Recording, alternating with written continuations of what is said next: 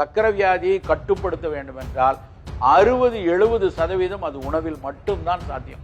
30% கட்டுப்பாடற்ற நீரிழிவு நோயாளிகள் டயபெட்டிக் உடைய கான்சிக்வன்சஸ்க்குள்ள, அதாவது டயபெட்டினுடைய பின்னூட்ட நோய்களுக்குள்ள போய் சிக்கிறாங்கிறதா மருத்துவ அறிக்கை. இன்னைக்கு ஒரு பெரிய பிரச்சனை என்னன்னா, சிறுதானியங்கள் பற்றிய விழிப்புணர்வு பெரிய அளவில் வந்துருக்கு. ஆனா எல்லாரும் அதுல ஒரு மாவாட்டி அதை தோசையாவோ இல்லைன்னா அதை கஞ்சியாவோ சாப்பிட்டுட்டு நானும் சிறுதானியம் சாப்பிட்றேன்.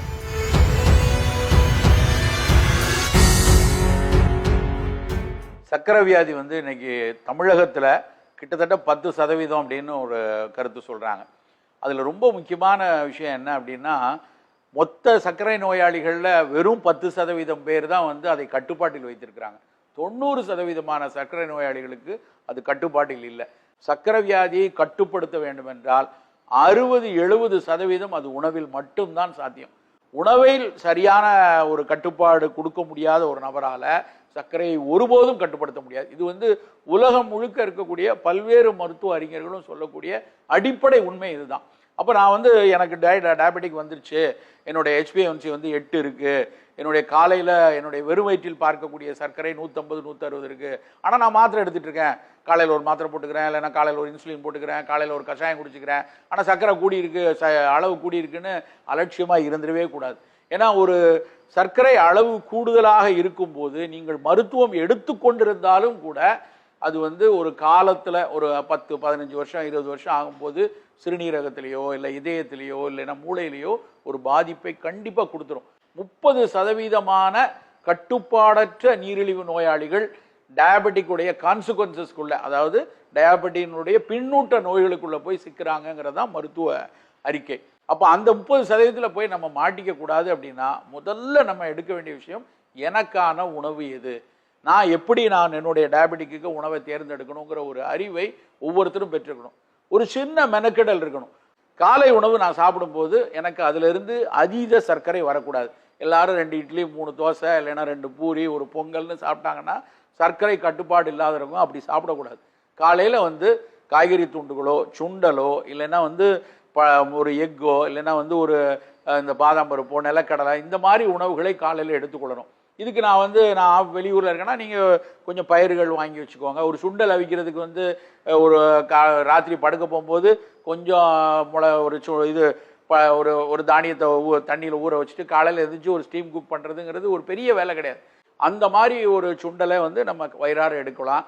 அதை தாண்டி வீட்டில் இருக்கோம், வீட்டில் சமைக்கிறதுக்கு கொஞ்சம் உதவி செய்கிறதுக்கு நபர்கள் இருக்காங்க அப்படின்னா காலை உணவில் இந்த மாதிரி வெள்ளை வெளியேறின இட்லி அது மாதிரி சாப்பிடாம கார்போஹைட்ரேட்டை குறைவாக தான் எடுக்கணும். அது ஒரு இட்லியாக சாப்பிட்டாலும் சரி தோசையாக சாப்பிட்டாலும் 1 or 2 அது கருப்பு கலரில் நல்ல கவுனி அரிசியிலையோ இல்லை சம்பா அரிசியிலையோ எடுத்த இட்லியோ தோசையோ 1-2 எடுத்துட்டு 70%-80% காய்கறிகள் சூப்பு ஸ்மூதி இந்த மாதிரி எடுத்துக்கொள்றது தான் மிகச்சிறப்பாக இருக்கும். அப்புறம் நான் வெளியூரில் இருக்கிறேன், ஹோட்டலில் போய் சாப்பிட்றேன். ஹோட்டலில் சாப்பிடும்போது தேர்ந்தெடுக்கிறதுக்கு நம்ம மனசுக்குள்ள அதனுடைய ருசி அதனுடைய வடிவம் இல்லைன்னா அது நம்ம வாங்கக்கூடிய அளவில் இருக்கா அந்த விலை அப்படிங்கிறத பார்க்குறோம். இனிமேல் அது ரெண்டையும் தாண்டி இது எனக்கானதா அப்படின்னு நம்ம பார்க்கணும். எனக்கு சர்க்கரை வியாதி இருக்குது, இதை சாப்பிட்டா 150 பாயிண்ட் கூடிரும் அப்படின்னா அது எப்படி எடுக்க முடியும்? ஒரு விஷத்தன்மையான ஒரு பொருளை வாயில போடுவோமா நம்ம தெரிஞ்சதுன்னா? சர்க்கரை வியாதிக்காரர்களுக்கு நம்ம சாப்பிடக்கூடிய உணவில் ஒரு 150 பாயிண்ட் 200 பாயிண்ட் கூடிரும்னு சொன்னால் அதுவும் ஒரு கிட்டத்தட்ட ஒரு விஷயம் மாதிரி தான். அப்போ நான் சாப்பிடும்போது இதில் க்ரீன் சாலட் இருக்குது, அப்போ க்ரீன் சாலட் வாங்கிக்கலாம், இந்த சாப்பாடு டயபெட்டிக் ஃப்ரெண்ட்லியாக இருக்கும், இதில் வெந்தயம் இருக்குது, கருவேப்பிலை இருக்குது, இதில் சின்ன வெங்காயம் இருக்குது, அப்போ இது எனக்கு உதவியாக இருக்கும், அப்படி தேர்ந்தெடுக்கணும். அரிசியை குறைச்சிட்டு காய்கறிகளை கூட்டக்கூடிய தன்மை வைத்துக் கொள்ளணும். இரவு உணவு சாப்பிடும்போது கண்டிப்பாக அரிசியோ கோதுமையோ சேர்ந்த உணவுகள் வேண்டாம். அதில் கோதுமைன்னு எடுத்தால் கோதுமை ரவையில் இந்த காய்கறிகள்லாம் போட்டு கிச்சடி மாதிரி எடுத்துக்கொள்ளலாம். எல்லா சிறுதானியங்களும் சேர்த்து ஒரு அடை மாதிரி, அதே தோசை மாதிரியோ இல்லை கஞ்சி மாதிரியோ சர்க்கரை வியாதிக்கு சாப்பிடக்கூடாது. அவையும் வேகமாக அப்சார்ப் ஆகிடும். இன்னைக்கு ஒரு பெரிய பிரச்சனை என்னன்னா, சிறுதானியங்கள் பற்றிய விழிப்புணர்வு பெரிய அளவில் வந்திருக்கு. ஆனால் எல்லாரும் அதில் ஒரு மாவாட்டி அதை தோசையாவோ இல்லைன்னா அதை கஞ்சியாவோ சாப்பிட்டுட்டு நானும் சிறுதானியம் சாப்பிட்றேன். சிறு பிள்ளைகள் வளரக்கூடிய பிள்ளைகளுக்கு அந்த கஞ்சி இட்லிலாம் ரொம்ப நல்லது. பட் சர்க்கரை வியாதின்னு வந்துருச்சு அப்படின்னா அந்த சிறுதானியங்களை அடை மாதிரி ரொம்ப அது வேகமாக அப்சார்ப் ஆகாத அளவுக்கு முழு தானியத்தில் கிச்சடி உப்புமா எடுத்துக்கொள்ளலாம், இல்லைன்னா அடை மாதிரி எடுத்துக்கொள்றது சரியா இருக்கும்.